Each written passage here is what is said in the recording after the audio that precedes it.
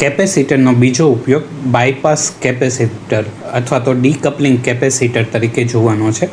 ડીકપલિંગ capacitor એટલે કે આઉટપુટની પેરેલલમાં કેપેસિટર રાખવો, એને ડીકપલિંગ કહેશું.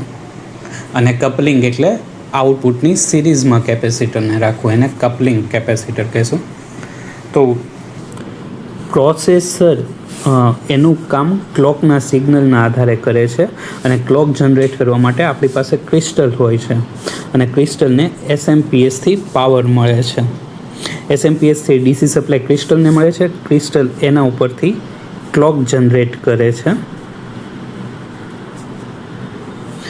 અને એ ક્લોક પ્રોસેસરને મળતા પ્રોસેસર પહેલી ક્લોક માટે પહેલું કામ, બીજી ક્લોક માટે બીજું કામ, એ રીતે કામ કરે છે. તો આ ક્લોક જે જનરેટ થાય છે એ બહુ એક્યુરેટ હોવી જોઈએ, પણ ક્રિસ્ટલ ઘણી હાઈ ફ્રિકવન્સીનું 1 મેગાહર્ટ્ઝ, 10 મેગાહર્ટ્ઝ, 100 મેગાહર્ટ્ઝ, ગીગાહર્ટ્ઝ, આપણને ખબર છે કે કોમ્પ્યુટરના પ્રોસેસર ગીગાહર્ટ્ઝમાં કામ કરતા હોય છે. તો ગીગાહર્ટ્ઝ આટલી બધી હાઈ ફ્રિકવન્સી આ પલ્સની હોય છે, આ ક્લોક સિગ્નલની હોય છે. તો આટલી બધી હાઈ ફ્રિકવન્સીના કારણે જે પલ્સ મળે છે એ એક્ઝેક્ટ આવા ન મળતા પલ્સમાં જનરલી આવી રીતે લો ફ્રિકવન્સી આવી રીતે હોય છે, પ્લસ આવી રીતે અહીંયા હાઈ ફ્રિકવન્સીમાં પણ પેલું હોય છે. ટ્રાન્ઝિશન વખતે પણ આવો સ્પાઇક જોવા મળે છે.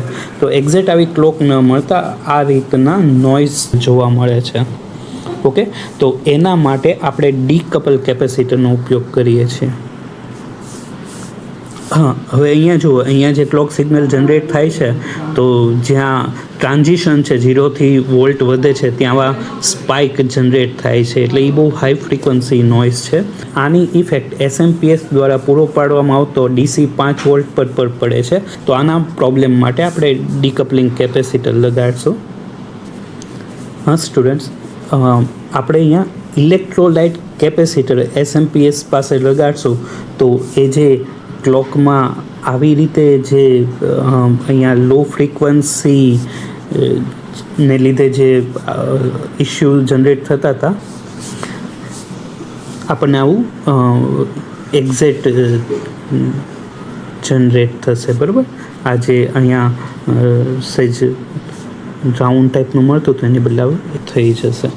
ઓકે, અને બીજો સિરામિક કેપેસિટર અહીંયા લગાડેલો છે જે હાઈ ફ્રિકવન્સી નોઇઝ એટલે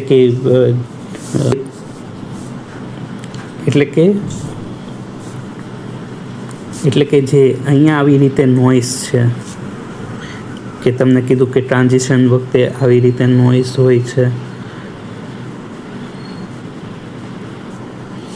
તો આ નોઇઝ દૂર કરવા માટે આપણે પેલો સિરામિક કેપેસિટર લગાડીએ છીએ અને એને લીધે noise peak to peak value ઘણી ઓછી થઈ જશે.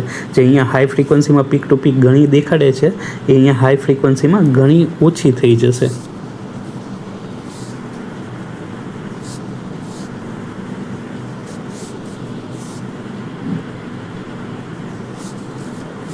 અહીંયા જે હાઈ ફ્રિકવન્સીમાં વધુ બતાવે છે એ ઘણી ઓછી થઈ જશે, પ્લસ સ્પાઇક પણ ઓછા થઈ જશે. તો ડીકપલિંગ કેપેસિટરનો આપણે એ માટે યુઝ કરીએ છીએ. બંને કેપેસિટરના પર્પઝ અલગ અલગ છે.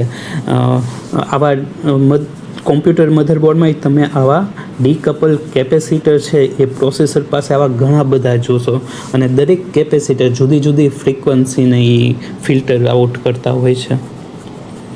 બરાબર, કારણ કે જ્યારે સ્પાઇક જનરેટ થાય છે તો એની ફ્રિકવન્સી પ્રેડિક્ટ ન થઈ શકે, તો એ માટે આપણે આવા જુદા જુદા કેપેસિટર એડ કરતા હોય છે.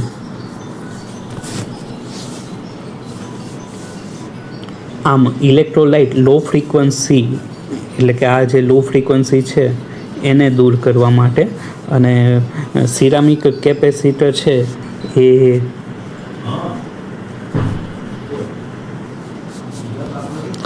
સિરામિક કેપેસિટર આવી જે આ હાઈ ફ્રિકવન્સીના નોઇઝ છે એ દૂર કરવા માટે ઉપયોગમાં આવે છે. આ જે પીક ટુ પીક વેલ્યુ છે એ સિરામિક કેપેસિટર ઓછી કરી આપશે.